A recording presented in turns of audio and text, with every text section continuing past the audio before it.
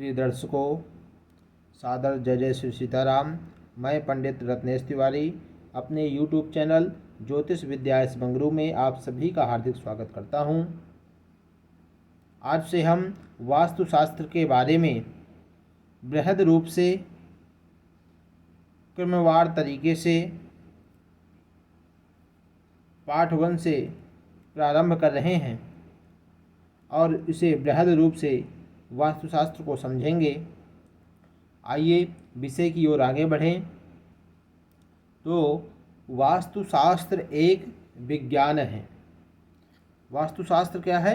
वास्तुशास्त्र एक विज्ञान है जिसका आविष्कार हमारे महान संतों तथा मुनियों ने मनुष्यों को अपने घरों, दुकानों, कारखानों तथा दफ्तरों में सुखी तथा समृद्धशाली बनाने के अभिप्राय से किया था। संपूर्ण संसार तथा उसमें सम्मिलित मनुष्य का शरीर 5 आवश्यक तत्वों से गठित हुआ है। प्रथम पृथ्वी, जल, अग्नि, आकाश और वायु।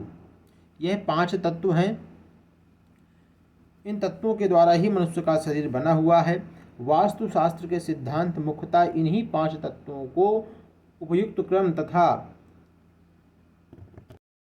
अनुपात में व्यवस्थित संतुलित करने पर आधारित है ताकि मनुष्यों के अपने निवास तथा कार्यस्थल पर अधिक श्रेष्ठ सुविधाएं प्राप्त हो सकें।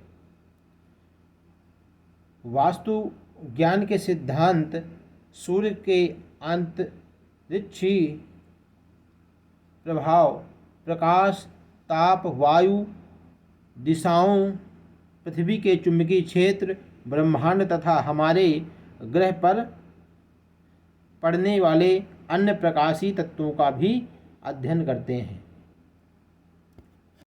वास्तु ज्ञान में उत्तर तथा पूर्व दिशाओं का विशेष महत्व है।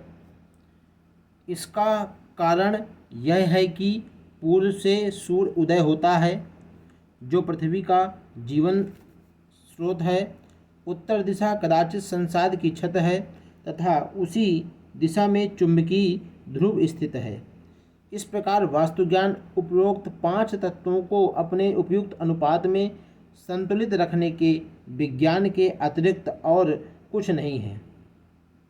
यह जो अग्नि, पृथ्वी, वायु, जल, आकाश, ये 5 तत्व हैं, इनको संतुलित रखने का कार्य करता है।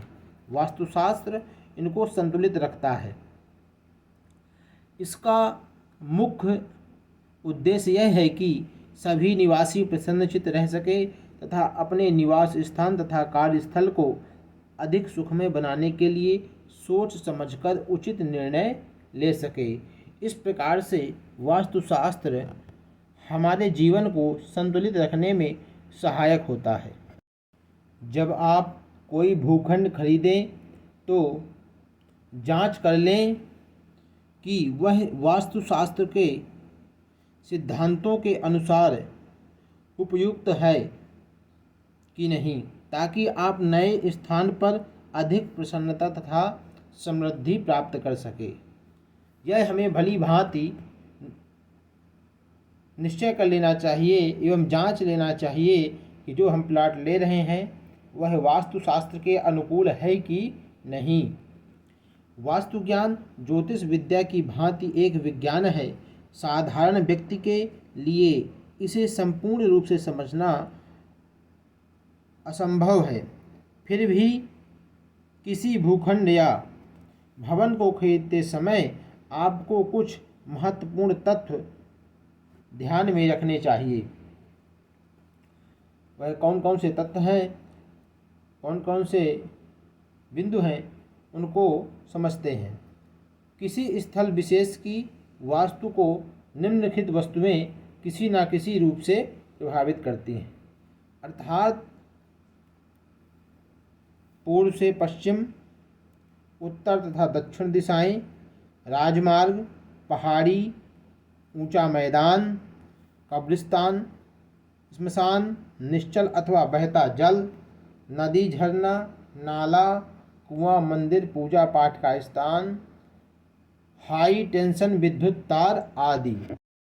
इन स्थानों से थोड़ा दूर हमें अपना भूखंड को खरीदना चाहिए या भवन को खरीदना चाहिए, क्योंकि यह किसी न किसी रूप में यह चीज़ें आपको और आपके भूखंड को प्रभावित करती रहती हैं। आइए जानते हैं कि भूखंड खरीदते समय किन 3 अत्यंत महत्वपूर्ण बातों का ध्यान रखना चाहिए। सर्वप्रथम पहला तथ्य है कि मिट्टी के रंग की जांच करना। क्या करना? पहला, मिट्टी के रंग की जांच करना। वास्तु ज्ञान के अनुसार मिट्टी का सफ़ेद रंग ज्ञानी व्यक्तियों तथा शिक्षकों के लिए उचित होता है।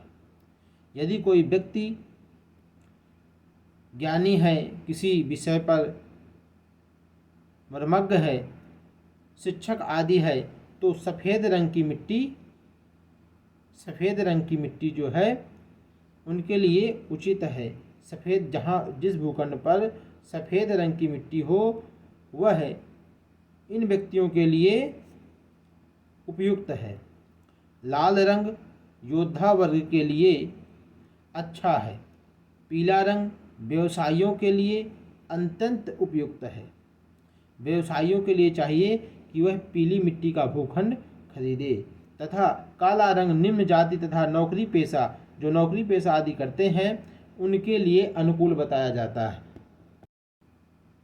वास्तु ज्ञान के अनुसार आपको मिट्टी का स्वाद भी चखना चाहिए। मिट्टी का मीठा स्वाद शिक्षकों तथा ज्ञानियों के लिए अच्छा है। क्षत्रियों के लिए कड़वा स्वाद, व्यवसायी वर्ग के लिए खट्टा तथा अन्य सभी स्वाद नौकरी पेशा वर्गों के लिए उपयुक्त है। भूखंड सौंधी, महक वाला तथा जुताई योग्य होना चाहिए। भूखंड ऐसा होना चाहिए जिस पर आप हर प्रकार की फसल पैदा कर सकें। जिस भूमि पर पैदावार न की जा सके वह उपयुक्त नहीं समझी जाती। अर्थात भट्ठे या पथरीली भूमि नहीं लेना चाहिए। अच्छी भूमि का चयन करके अच्छी भूमि लेना चाहिए ताकि वह हमारे लिए हर प्रकार से कल्याणकारी हो।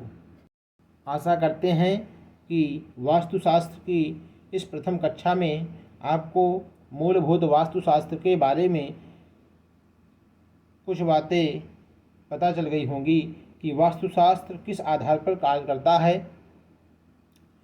इसी प्रकार से हम क्रमबद्ध तरीके से प्रतिदिन एक वीडियो के माध्यम से वास्तुशास्त्र को समझेंगे। तब तक के लिए जय जय श्री सीताराम।